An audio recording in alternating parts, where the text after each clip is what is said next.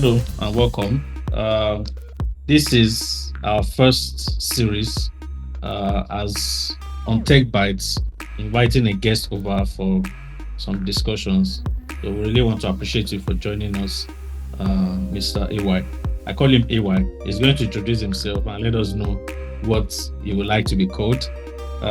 We've been friends for quite some time now, and he's a very seasoned professional, as you're going to see very soon. And the essence of this discourse is to, let our viewers and our audience to find value in determining what path they need to take, to become successful at different career options within the tech space. A lot of people coming in, most especially, don't really have exposure into the nitty-gritty of the different aspects that there is. So that's why we're having you as a professional to give us more light and show more light. Specifically, he's going to be talking about information security and standards and how this play a key role in companies, startups. Information security is a big deal now. So he's going to let us know. So to get the conversation started, can you just tell us about yourself and what you do? Just anything you want us to know. Thank you very much for that introduction. It was really, really overwhelming, and I really appreciate those kind words. My name is Ayo Odedere, as the host has rightly said, and I work as an IT auditor for a major auditing firm in the country. I do a lot of IT auditing. When we talk of PCI DSS, ISO 27001, 27032, 27045, and the likes, all the 27000 series. And in terms of my role, as I said earlier on, I do IT auditing. I also do software development. I do a little bit of cloud computing as well. So we also review cloud environment for some of our clients as well. In terms of my certifications, so I would categorize my certifications into three broad categories. I have a couple of certifications around IT security. I have a number of them on IT security from EC Council, from Microsoft, and the likes. Then I have a couple of certifications that are centered around cloud computing, the likes of Azure, AWS, and things around that. Then the third category is around data analysis. So in terms of Power BI, Click, Tableau, and the like. So I've done a couple of trainings and certifications around that as well. So those are what I can remember. So as he rightly said, I work with an IT firm as well as a training organization. So training certifications are things that we do frequently. So I always engage myself in that as well. Wow. I mean, it's so super impressive, outline. Even me, I'm feeling very intimidated now. But I mean, so if people watching you would really say that this is someone that you can get in touch with. Later on, you will share. I think you also have a YouTube channel, right? So, yes, I do. So we are going to share the link to the YouTube channel so that people can interact with you, learn more about all these various three category broad areas I've mentioned, and I'm definitely sure we're going to bring you on again for some other things. So what exactly is information security? How does it differ from cybersecurity? Thank you very much for that question. It's an interesting question because I have been in a couple of trainings that are centered around cybersecurity, and the participants always ask that what makes cybersecurity different from information security, because most of them, they've already done some trainings on information security. Then they are now mandated to do some more trainings in cybersecurity. So they always want to know where is that line? Are there overlaps and things around that? So I would say that information security, one way to think about it is that, like in the standard that we use for information security, which is that Information Security Management System, ISMS, ISO 27001, it also entails things like physical security, your CCTV, and a couple of other controls that are not in the cyberspace. But in the case of cybersecurity, it's more detailed when it comes to how users interact with the web, and we are talking about websites, mobile applications, and things around that. While information security is more like a broader concept. However, one thing I would say is that the standard, the ISO standard for information security, as I said earlier on, 27001, there's another ISO standard for cybersecurity, which is ISO 27032. That's 27032. That's for cybersecurity.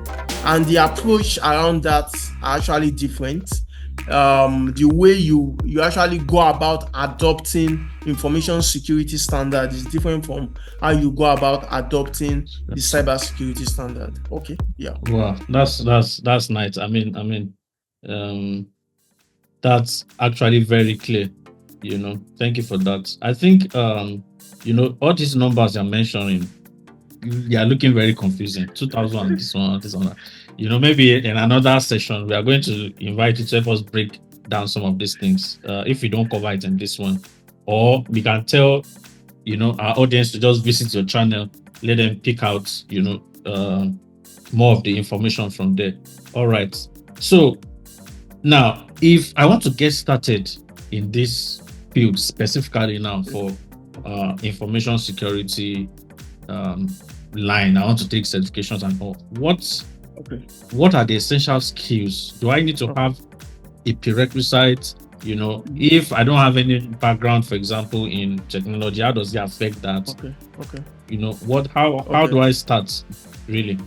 Okay, that's a very good question, and I will actually use myself as an example. Although I had an IT background, I studied computer science in my first degree. My second degree was in data and information science. So I have an IT background. However, when it comes to information security, I was almost kind of clueless in terms of the practicability of information security for organizations. That's before I got into the field. So I would say that, and one of the first things that I did was I did a lot of research. I went through trainings. I had a mentor, someone that was in the industry that was kind of like guiding me to know how to approach things and what to do and the right path to take when it comes to information security. So I would say that certifications are important.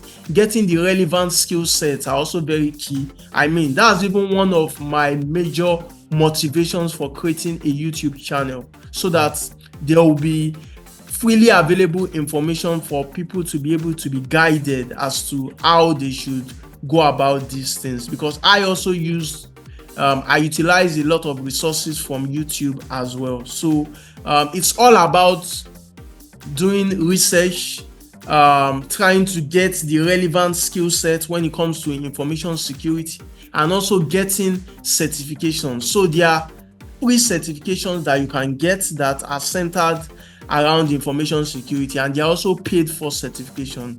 But it's important that you get some. There are some free certifications that are from global bodies. So it's not like it is free and because of that it's shallow. So you can get some of these standards. There are a couple of certification bodies recognized and authorized that I will be mentioning at a later point in this video that one can also use. So that's what I would say. Get the skills certified, get a mentor. All right. So I think for our audience, an example of a mentor can be you, if you don't mind. So we'll link all the resources you have. We'll just link your YouTube channel your social media handles. People can reach out to you if you don't mind later once they want to take things further. I think that will help a lot as the mentor part. And you mentioned certification. So what I'm hearing now is that you necessarily don't have to have a computer science or an IT background. Once you have the necessary, you know what it takes, and you are willing to put in the work, then you can get started. That's awesome. That's awesome. So now I think this question that I wanted to ask, you have actually answered it within this last one. The question was for people who are already into tech, maybe as a software engineer or what have you, and they want to say, I want to now focus on doing information security. Is this something similar that we also need to do? Yes. So that's that question was like my own personal experience as well, because I was already into tech, but not information security. So you just have to be humble. So like, for example, if you've been building applications before and you were not really incorporating information security into it, secure coding and things around that, and now you now want to incorporate those controls into your ability to build applications or something. So you must humble yourself to be able to approach things differently. You must be able to understand that it might be more stressful, it might take more of your time, but in the long run it will add more value to you. So you just have to be ready to learn around that. As a follow-up also to that, from your experience auditing people and companies, what would you say is you see as something that is a challenge for people already in tech that they face when they are not practicing security standard, like you mentioned, secure coding and all? Would you say it's something that people, developers, and people involved in technology already should be aware about? Because some developers are just about, I just write my code, as far as it works, it works. So would you say that that's something that needs to be looked into by, most people who write code? Yes. So it's a very, very good question. I always look at it this way. There are three major, I will actually call it a pendulum. We have security trying to drag the baiting from functionality, and the third one I would say is user experience. So those three major domains are trying to fight for attention, and there must be a balance between those three. There's no point having a secure system that is not functional. And there's no point having a secure system and it is functional, but it does not have the user experience is completely zero. So there must be a balance between those three. So for example, when it comes to privacy information security, there are some type of information that should be encrypted when you are using when you are like building application or things like that. There are some information that should be masked. So if you are telling a developer now that you cannot store a particular variable this way, you must encrypt it, and anytime you want to use it, you must decrypt it before using it. So they might think you are like stressing them, but what they might not understand is that there are always legal implications for some of these. There was a very popular bank in Nigeria, I think it was last month or so. They were sued for about how many billion naira in damages because of the way they were treating customer data. A big commercial bank. So all these things that we used to take for granted in the past, that developers used to take for granted, you can't do it anymore because everyone, we are all awake now. So there are many procedures in place.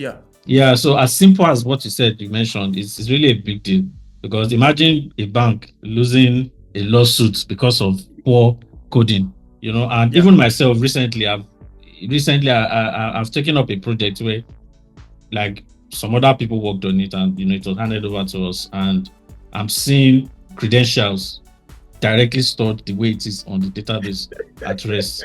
And I'm like, this is not actually. I can just go in to use that same credentials and log in as the customer. If I should audit that organization, they will not pass. Exactly. So even me, I also began to. It was, and just like you said, I never used to take it that serious too before. But as time goes on, you realize that these are things that you need to add to your skill set as a developer, not just it works and it works. So thank you for that. Thank you for that. Now I know you've mentioned a lot of certification, ISO this one, ISO that one. Now I just want to do a brief. I know you cannot mention everything, but do you kind of have like a progression of certifications that maybe this one is for beginner, or this is easier than this and this one? Maybe just 3 layers that you can mention. I'm sure people will take it further, from there. Just to mention, is there anything like that? Okay, it's a very good question. But one thing I would say is that if we are talking about information security, so the auditing aspect is actually a little bit different from the actual implementation aspect. So the auditing aspect is more of governance and things around that. But in terms of the actual information, architecting it in a secure manner and things around that. So that's something to also consider. I started from the implementation aspect. So if you're actually talking about applications that you want to be secure, or you want to adopt a well-architected framework or things around that, then you should be looking at things around the governance. And so I would say that start with if you are looking at systems being secure, you can start with ISO 27001. It is widely used. It's very popular. It's something that all organizations all over the world needs to be certified in. So it's one of the global standards. When you say all organizations, any kind of organization that treats user information, user data. Yes, any kind of information. If there are 2 organizations, one of them is certified in it, the other one is not. The gap is wide. They are going to rate the one that is certified in it. So let me throw this question in now that we are on certification. I think there was a time I reached out to you about certification talk, and that was I was trying to get some projects, and it was part of the discussion. And as a tech company, I wasn't even really thinking into that line. So what you're saying now is that for tech companies also who do projects for others, you recommend at least a minimum of the ISO 27001 to start Exactly. Right. A lot of tech companies in Nigeria, in Ghana, all over the world, they actually certified in ISO 27001. A lot of popular ones that if you should go to their website, check around it, you are going to see it there. So what I just want to ascertain is, irrespective of whether you are doing financial technology or what have you, as far as you are a technology company that does information and data handling, storage, and all, you are recommended to have that. Yes. Even if you are not a tech company. As far as you're handling data, user data and information. Yes. So the Information Act or the bill that was passed in Nigeria, does it cover that? Does that ISO cover that for companies? Does it make you compliant? Does it make you compliant for the bill and all that was passed? The information, I think it's data NDPR. NDPR. Is it NDPR? Yes. Yeah. So the NDPR, that is another standard. Okay. So that one is ISO. The ISO for data privacy. Privacy is different. Is ISO 27017. Okay. 27017. So 27701. 27701. Okay. So that's the ISO for privacy. However, the NDPR is more from the GDPR. That one is a separate standard. But the 27,001 have some aspects of it that covers data privacy. Privacy, okay. Yeah, it has some aspects of it that. But the 77 whatever own is more comprehensive. 2770 yes, is more comprehensive. Yes, is the comprehensive ISO. So if you have that, do you still need the 27,001 or? Okay, if you have the 2770. So I would even say that you should start with 27001 first. I would recommend 27001 first before the 27. Yes. 01, And I will not even say you should even countries have been localizing the standard for data privacy. So instead of the ISO 27701, it's not as common. So what people do is that in Nigeria they look at NDPR. If you are in the EU area, they look at GDPR. If you are in Ghana, they also have an Information Privacy Act that is similar to the NDPR that they also use. So you can just, except if you are in a country that does not have something like NDPR, GDPR, and things like that, then you can also have a look at the ISO. You can also adopt the ISO, for data privacy. All right, thank you so much. That's quite informative. Now, I want to package a couple of questions together, but I hope I'm going to be able to put it in the right way. So first of all, where do you see this information security, the future of it, in light of, you mentioned cloud computing, you mentioned that you are a software engineer. Data analyst. Data, exactly. Data analyst and all that. Now that's the first side of it. So let's just handle that. So do you see it as something that is worth pursuing? Do you think some of the things that you do, for example, auditing code, do you think is something that AI can take over in the next? How soon do you think AI can take over? Although AI is a deep topic, I don't want us to go into, but I've experimented with it in coding, and I can say that it still needs some guidance, even with how impressive it is.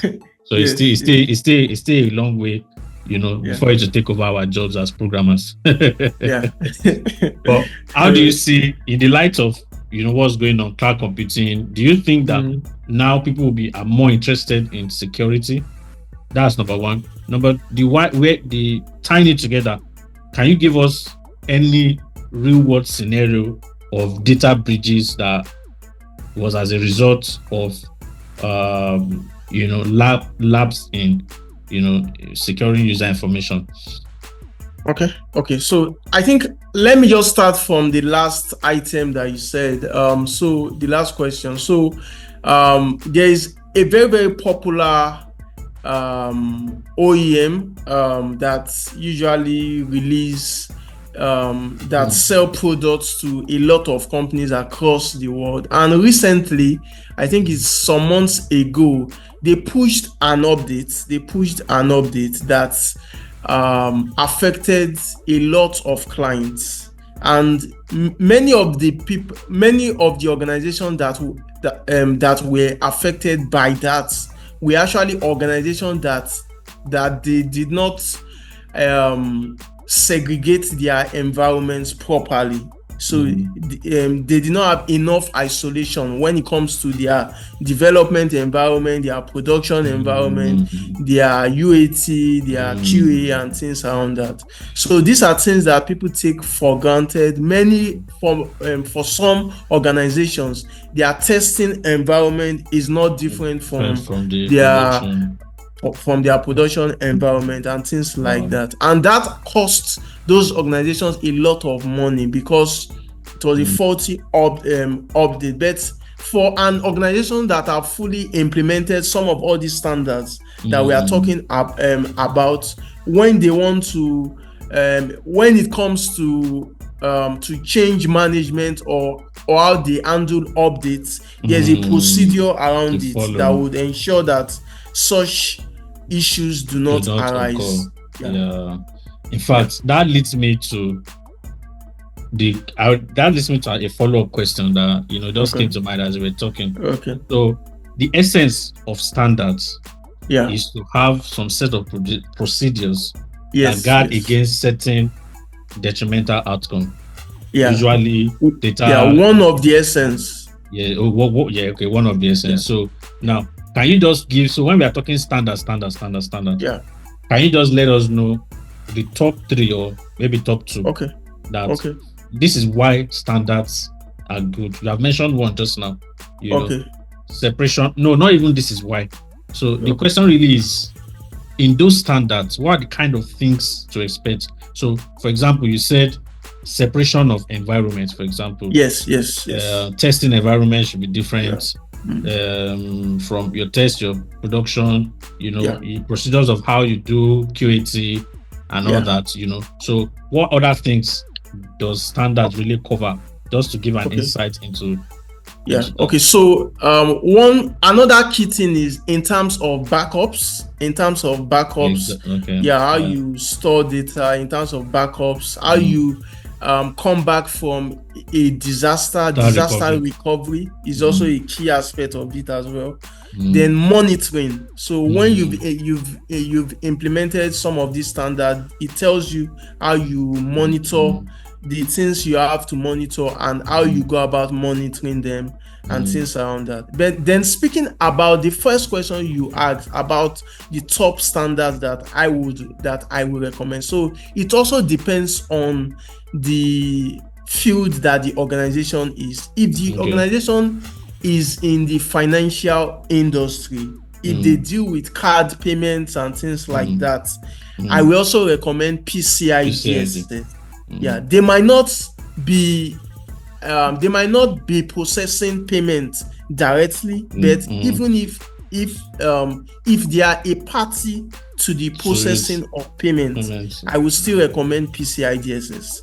I will recommend PCI. I will recommend the ISO that we spoke about in terms of information security, and I will also recommend the data privacy, because the data privacy, if you should breach it, it will affect your business. They can close you down. That one, the government is they are they are very big on the data privacy. The one for ISO, it's more of the regulators that are in your industry that are pushing it. But you can see, but for the data privacy, it's a citizen issue. So it's something that you can't overlook. That one is you and the government. So that one is also very key. So if you're a startup founder or a C-level executive watching this is someone you want to reach out to help you look at your infrastructure. Are you compliant? Do auditing, and maybe he might be kind enough to give me a cut out of the transaction. All right. But this is really informative and very, very value adding. Even me myself, I'm learning quite a lot. Like I said, I most likely will ask you to come back, just for some follow up. But even if we can't have you on, we are going to link your channel. We'll link the channel in the description. We'll give your details as much as you want us to have, so that people can reach out to you in case they need follow up, especially those who are just wanting to get started. This is a mentor you can have, and I've known AY for a while, and it's somebody I know that he knows what it is doing. If he gets into it, he knows what he's really doing. So it's somebody you want to have that will put you through. And as a company, tech company, whether tech or not, as far as you're dealing with information, you want to talk to him so that don't let the government start chasing you around. So now, just 2 questions left that I'm going to ask. Security culture. What would you advise companies generally, so we are not just talking tech now, because every company, I can't remember where I saw it. Somebody said every company is going to eventually be a technology company. You understand? So in one way or the other, you are integrating technology in your company, whether you like it or not. So information security is very important. How do we build a sense of information and data security culture within an organization? Aside, I know the standards we enforce things, but aside that, the culture within the organizations, how employees handle information, chain of access, that kind of stuff. So what will you suggest in just a few steps? Thank you very much for that question. It's an interesting question, because as you were just speaking about it, something just came to my mind. There was a client that we were implementing 27,001 for. So we had trainings with a lot of employees, heads of departments and the likes. We spoke to them about email security. However, every week we always sent awareness information around security, things like that, via email and things like that. Then we now carried out a phishing test.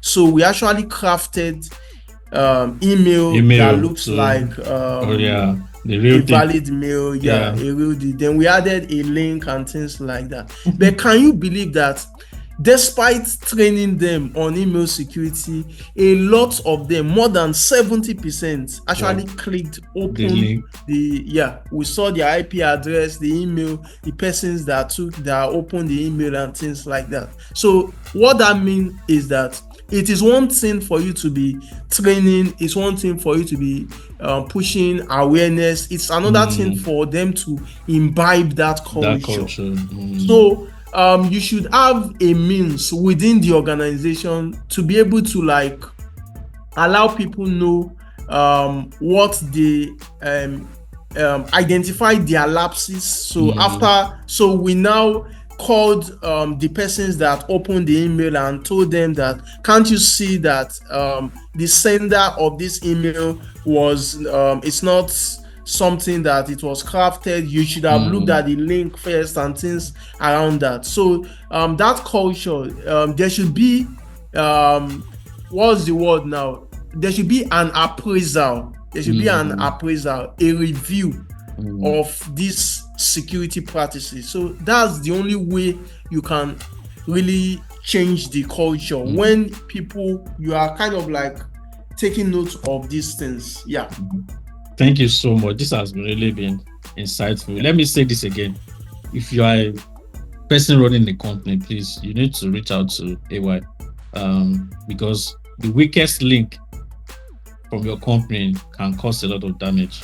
You mentioned something as simple as phishing, sending email, and a lot of people fall victim of it. That can be the access they need to, your systems, and there are many other things, especially with remote work now, where people are not even in physical locations. You don't know what employees are doing outside your, space. So there are a lot of measures you can put in place, and I'm sure that you'll be willing to, to guide you and help you out. And I'm sure it's going to give you a Tech Biites discount. It must give you a Tech Biites discount, right? We're going to give a definitely. So please reach out. We'll drop the details in the appropriate places for you to access. This has really been, insightful. I feel like we should just go on and on, and break down more things, but I think this is going to be our time for now. In this session. If you want to see him again, make sure that this video gets the highest number of views and likes, then we can force him to come back. So please, you want to hear more of this, make sure that this is the highest viewed and top liked video, then we'll do something about bringing him back. Finally, where are you on the internet? Where can people reach you on Twitter? Where are you active on? LinkedIn, Instagram, YouTube? Aside YouTube, how can people engage with you? LinkedIn. I would say LinkedIn is probably the best place. Okay. Yeah, for you to get access to me. Yeah, LinkedIn. So just use my name Ayo Odedere, and All you will right. be able to. We'll put that in the description as well. So thank you for joining us. Ayo, thank you so much for the insights you brought. And we look forward to having more. We have a Telegram channel for those who are watching. And if you have questions, you can also put them there. We will find a way of, if he gets so many questions, we can force him to join our Telegram. You should join our Telegram now. Sure, we have a Telegram channel, so you can interact with him there actually. So, and any other platform that he chooses. But it has been a great time having you around. Thank you once again, and to everyone watching, we have more in store. This is, like I said, this is the first in the series of guests we are bringing, professionals that can help you move your career, take your professional career to the next level, and you do not want to miss out. This is a very good time for you to subscribe, hit that button, turn on the notifications, so that when we bring in more value-adding content, you'll be the first to know. And thank you so much, and we'll see you in the next video.